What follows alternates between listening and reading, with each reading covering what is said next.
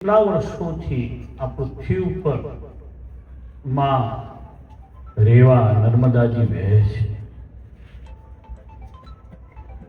ના તો કેવું દિવ્ય તીર્થ છે. બાજુમાં જ અહીંયા જેમ ચંદ્રમૌલેશ્વર ભગવાનનું ગામમાં મંદિર છે, તીર્થ છે.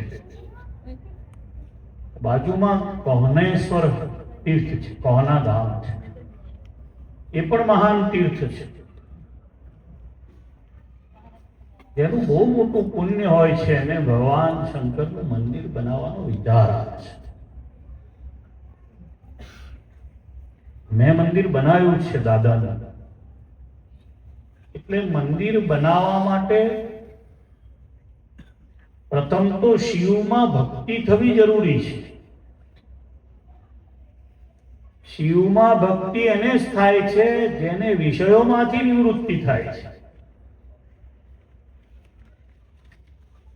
વિષયોમાંથી એને નિવૃત્તિ થાય છે એના પર પરમેશ્વરની માતા પિતાની કૃપા થાય છે.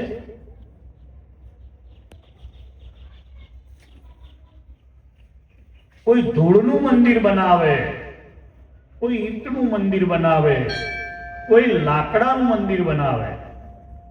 જેમ ભગવાન શ્રી કૃષ્ણ નારાયણે સોમનાથ ભગવાનનું મંદિર ચંદનના લાકડાનું બનાવ્યું,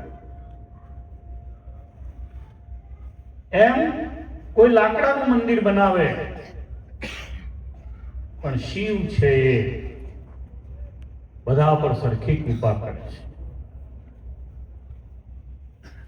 કારણ કે એ તો શાશ્વત છે. સર્વભૂતોના પણ એ નિયંતા છે. ભૂત એટલે પ્રાણી માત્રના એ નિયંતા છે.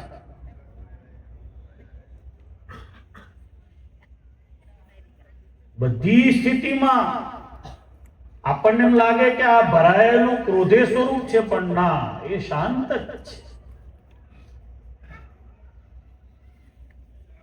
આ જેટલું પણ આપણે બોલીએ છીએ, આ બોલવાની વિદ્યાના પણ પતિએ છે.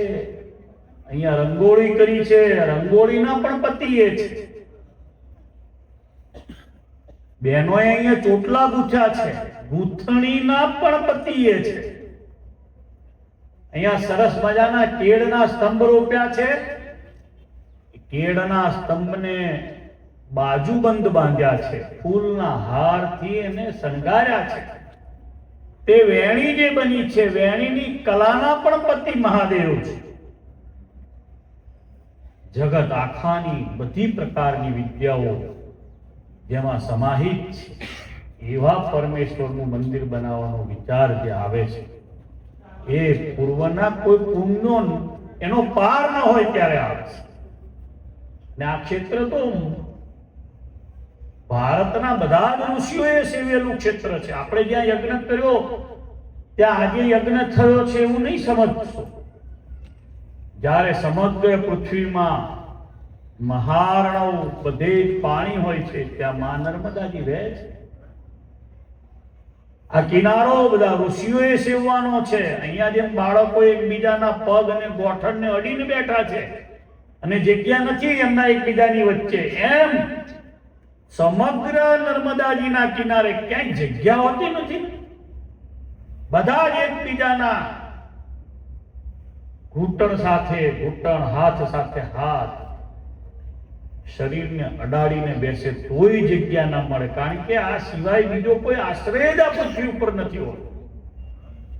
એવી પરમ પવિત્ર જગ્યાએ શું દેદીપ્યમાન મંદિર બનાવ્યું છે, શું સોમેશ્વર દાદાનું મંદિર છે. જાની સાહેબ, આવું મંદિર જેણે વૈરાગ્યથી બધું જ છોડી અને સંસારને છોડ્યો હોય, એ પણ આવો સંકલ્પ કરીને આવું નથી કરી શકતા. મહાન પદ ઉપર બેસી વૈરાગ્યને, જેને આગળ લખવામાં આવે છે અનંત શ્રી, એવું લખવામાં આવે છે. વિભૂષિત આવું લખવામાં આવે છે, અનંત શ્રી વિભૂષિત. ઘણા બધા સંતોની આગળ લાગે છે. એ પણ મંદિર નર્મદાજીના કિનારે આવું ન કરી શકે. બીજે પણ નથી કરી શકતા, તો આવું તો વાત જ ક્યાં કરું. શહેરોની વચ્ચે નથી થતું ને. જામનગર જાઓ, જુનાગઢ જાઓ, ભાવનગર જાઓ, અમદાવાદ જાઓ, વડોદરા જાઓ, છોડી દઈએ કોઈ રાજાઓને, શ્રીમંત સયાજીરાવ ગાયકવાડ જેવાને, મલ્હારરાવ જેવાને, કે એમને નર્મદાજીને સેવીને ઘણી બધી જગ્યાએ મોટા મોટા મંદિરો કરાવડાવ્યા, પણ જેનું પુણ્ય અતિશય છે, જેને ભગવાન વહાલા છે, જેને ભગવાન સિવાય બીજામાં રસ નથી, સંપત્તિમાં રસ નથી, સંતતિમાં રસ નથી, માત્ર ને માત્ર પરમેશ્વરનું ભજન એ જ મારું જીવન છે, એનાથી આવું થઈ શકે છે. ને એનો આવો પાટોત્સવ જ્યારે થાય, ભગવાન તો સાક્ષાત છે, અહીંયા પ્રતિષ્ઠિત તો નર્મદેશ્વર તો સ્વયં પ્રતિષ્ઠિત છે. આપણે કે એમને પ્રતિષ્ઠા કરી શકતા નથી, એ તો સ્વયં જ પોતે જાતે દેવાદી દેવતા બિરાજમાન જ છે. છેલ્લી સ્થિતિએ ભગવાન શ્રી રામના નામનો મંત્ર બોલી અને જીવને પોતાના લોક સુધી લઈ જનારા દેવ, એના જેવા દયાળુ દેવ આ જગતમાં બીજા કોઈ છે જ નહીં. પૃથ્વીના આપટ સુધી કોઈ દેખાતા જ નથી.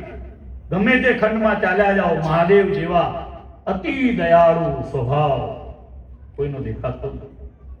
એમનું મંદિર આટલું સરસ મજાનું કર્યું મારા મિત્ર શાસ્ત્રીજીએ, અને સારી રીતે ચલાવવા માટે અત્યારે કામગીરી સંભાળી છે. બહુ આનંદ થાય છે.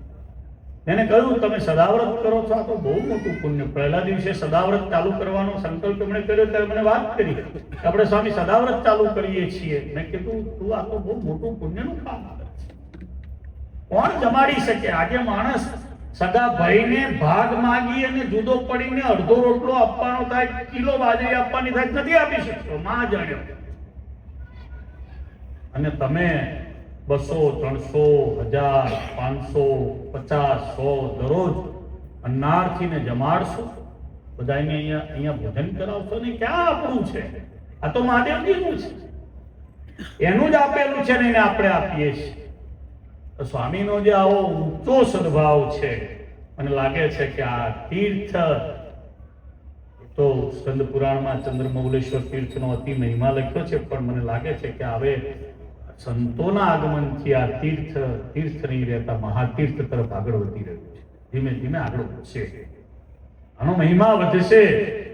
જેને કલ્પના નહીં હોય એવા આવશે. એ બધા આવીને કોઈ તપ કરશે, કોઈ યજ્ઞ કરશે, કોઈ ભજન કરશે, કોઈ મૌન રાખશે, કોઈ સદાવ્રતની સેવા કરશે, કોઈ કહેશે મારે 3 મહિના અહીંયા પીરસવું છે.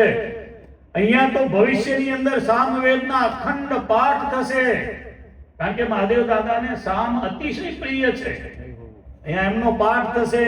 અહીંયા વેદના દરરોજ સાંજ સવાર બપોરે મંત્રો બોલાશે. અહીંયાથી ગુંજારવ થશે, અહીંયાનો ઘંટારવ દૂર દૂર સુધી બોલાવશે કે આવો આ તીર્થમાં આવો, અહીંયા ભગવાનનું ભજન થાય છે, અહીંયા અન્ન મળે છે, આ ક્ષેત્ર તમને પવિત્ર બનાવે છે. આ ધજા જે મહાદેવ દાદાની ફરકી રહી છે ને, બધાને બોલાવશે, આવો આવો ભજન કરવા આવો, અહીંયા રોકાવો, અહીંયા રોકાય, કોઈ ધ્યાન કરો, કોઈ શિવ પુરાણનો પાઠ કરો, કોઈ પરમેશ્વરના સ્વરૂપોને સેવો. અહીંયા તો કેવળ મુક્તિ મળે છે. આવું આ ધજા સતત બધાને બોલાવશે. ભગવાનને પ્રાર્થના કરું સ્વામીજીને ખૂબ બળ આપે. જાની સાહેબે તો સ્વામી ઉપર બહુ બધો જ વિશ્વાસ મૂકી દીધો છે, અને એ મને એમને ખબર છે કે સાધુ પર જ્યારે કોઈ વિશ્વાસ મૂકે છે ત્યારે પોતાના દીકરા દીકરીઓ કરતા પણ વધારે વિશ્વાસથી સમર્પિત ભાવથી કામ કરી રહ્યા છે. સ્વામી એવું કામ કરે એવા છે, એમાં એક અણુભાર નહીં, એક અણુથી પણ અણુથી અણુ જે મપાતું હોય બધું જ તમારો બધો વિશ્વાસ સ્વામીએ પૂર્ણ કર્યો છે. વિશેષ કરશે, મને પૂર્ણ વિશ્વાસ છે. અહીંયા કથાઓ થશે, અહીંયા પારાયણો થશે, અહીંયા મોટા મોટા યજ્ઞો થશે. તમે જે કલ્પ્યું હશે એના કરતાં પણ વધારે સારી રીતે આ તીર્થનો મહિમા થશે, અને કોઠિયા ગામના લોકોને પણ આશ્ચર્ય થશે. એવા બધા લોકો અહીંયા આવશે. આમ તો તીર્થવાસીઓ બધા આવવાના જ છે, ચાલતા તો બધા પરિક્રમાવાસીઓ આવે જ છે, પણ ગુજરાતના સારા સારા મોટા મહાન પુરુષો પણ અહીંયા આવશે, આ તીર્થને સેવશે અને અહીંયા રહેશે. ભગવાન પ્રાર્થના કરું, હે મહાદેવ, તમે આ સ્થાનમાં બિરાજો છો, તમારું જ આ સ્થાન છે. હે મા નર્મદા, તમે કાયમના માટે બધાને સદવિચાર આપો છો, તમે પુણ્ય છો, તમે જ બધાનું કર્તવ્ય છો. એવું જ્યારે બધાને જ્ઞાન થાય છે ત્યારે એની ભવાટવી મટી જાય છે. તો તમને કર્તવ્ય માની તમારું દિવ્ય દર્શન અહીંયા કરવા માટે લાલાયિત થઈને આ બધા આવ્યા છે, ત્યારે હે મા નર્મદા, તમે પણ અમને બધાને ખૂબ બળ, બુદ્ધિ, શક્તિ આપતો. જાની સાહેબનું સ્વાસ્થ્ય સારું રહે, પરિવારને ખૂબ ભગવાન સુખી રાખે એવી પરબ્રહ્મ પરમેશ્વર શ્રી સહજાનંદ સ્વામી મહારાજ, શ્રી કાશી વિશ્વનાથ દાદા, સોમનાથ દાદા, સોમેશ્વર ભગવાન, ચંદ્રમૌલેશ્વર ભગવાનના ચરણોમાં પ્રાર્થના. છેલ્લે જય બોલાવું, બે હાથ ઊંચા કરીને જય બોલશો. બોલો નર્મદા મૈયા કી નમઃ પાર્વતી પતયે.